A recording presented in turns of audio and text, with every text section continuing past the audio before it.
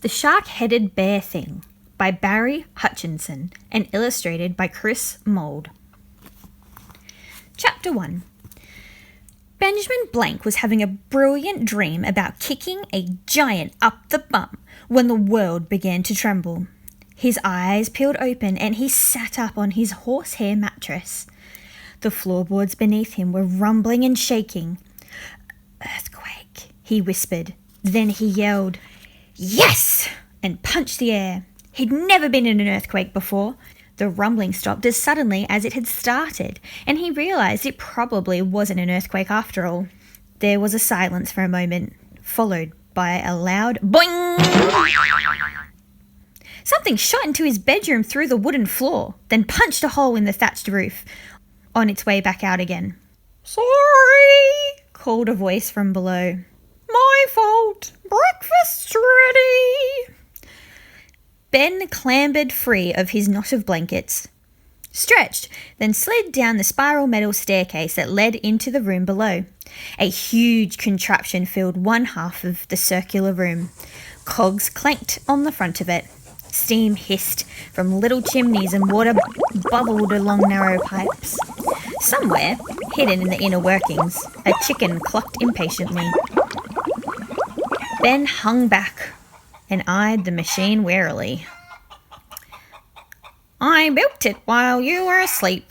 I call it the Automated Breakfast Producing Device," said Uncle Tavish, who'd never had a knack for catchy names. He'd stepped out from behind the thing and waved his mechanical arm he'd made for himself after he lost one of his own ones. It was twice as big as his other arm, and the movement almost made him fall over. "Watch this," he said, and he cranked a handle on the machine side. The cogs turned, the steam hissed, and the chicken quacked in a very un-chicken-like way.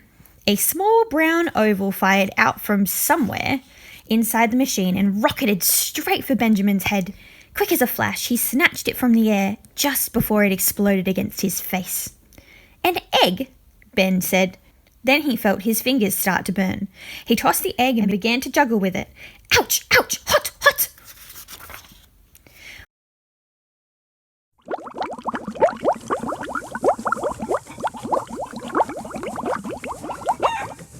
"Well, of course it's hot. Who'd want to eat cold eggs?" Tavish thought about this. "Unless at a picnic, perhaps. Or pickled eggs, obviously. Mustn't forget them. His eyes lit up. "Ooh, an automated egg pickling device. I must write that down." "Still hot," yelped Ben, flicking the egg from one hand to the other. Yes, sorry," said Tavish. His mechanical arm whirred and the metal hand clamped shut around the egg. The egg splintered, and a gooey blob of yellow yolk hit the floor with a plop. "Whoops," Tavish said. He opened a hatch at his elbow and turned a brass key inside. "Not to worry, needs a little adjusting, that's all."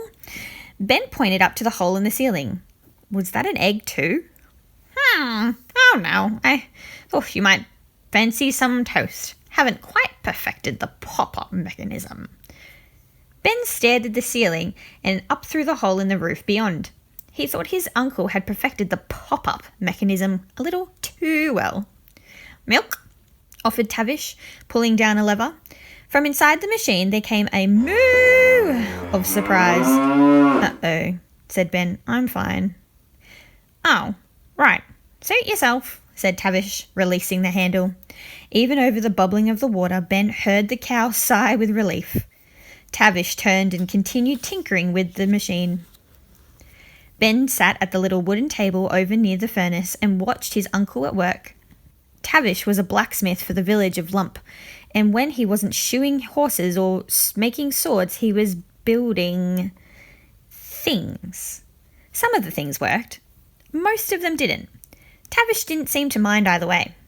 He was small and scrawny for a blacksmith, but his mechanical arm gave him more than enough strength to do the job.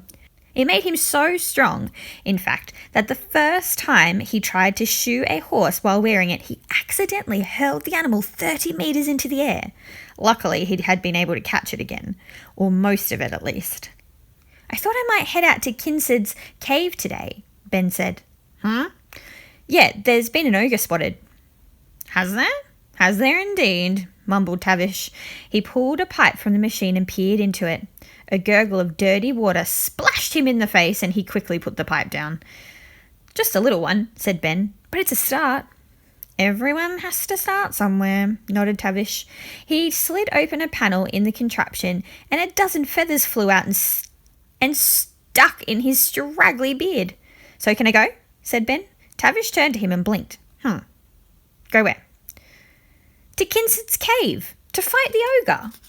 Fight an ogre? Gasped Tavish. At your age?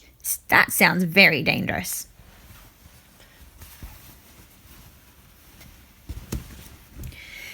Ben nodded. Of course it was dangerous. That was the entire point. No, I'm afraid not, said Uncle Tavish. Too risky. Maybe another time. A knock at the door interrupted them before Ben could argue. Not open yet, called Tavish. Come back later. The knocking came again, louder this time. No, later than that, Tavish shouted. Come back in an hour. This time the knocking seemed to shake the whole hut. Benjamin jumped up and pulled the door open. A girl stood there, her clenched fist poised to knock again. She was much shorter than Ben and was dressed in a green robe with the hood pulled up.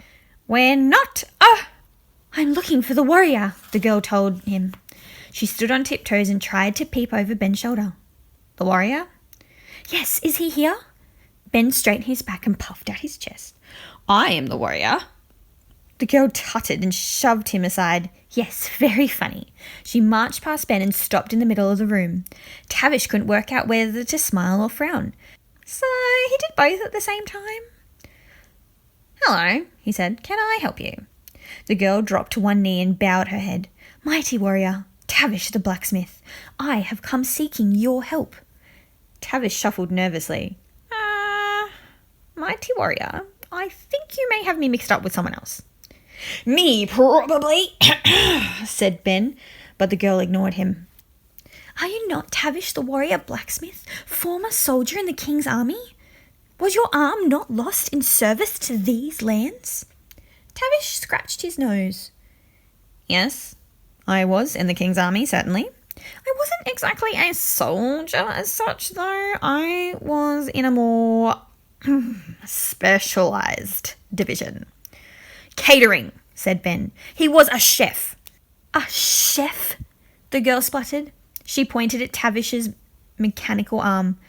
Well, how did you get that then? Tavish glanced down at the arm, as if only now remembering he had it. That. Chopping onions. The girl stared at him in silence. Tavish gave a shy cough. They were quite large onions.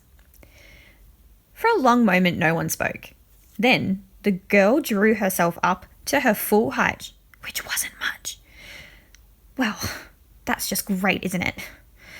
3 days it took me to get here, and what do I have to show for it? Feet full of blisters and a one-handed chef. Brilliant. Her shoulders slumped. Well, that's it then, she said. You are our last hope. There's no one who can stop the monster now. Benjamin's ears twitched. Monster. She needed someone to stop a monster. He ran his fingers through his messy hair, then cleared his throat noisily. When the girl didn't turn around, he tapped her on the shoulder. She finally turned to him and sighed. What is it? You're looking for a warrior, said Ben. He bowed slightly. You found one. The girl snorted. You? I'm probably the toughest warrior you've ever met. She looked him up and down. The rough tunic he wore looked a size and a half too big for his skinny body, and his bare legs were covered in grass stains and grazes. I doubt that, she said. I'm dead tough, honest. It's like I'm practically invincible. There was a high-pitched whistle from somewhere far above. It quickly grew louder, and then the ceiling directly above Ben gave a crack. Something flat and burnt-looking punched through the wood, boinged off the top of his head and clonked to the floor. They all looked down at it. It was a slice of blackened bread. "Toast ready," Ben slurred. Then he toppled forward like a falling tree and landed with a thud on his face.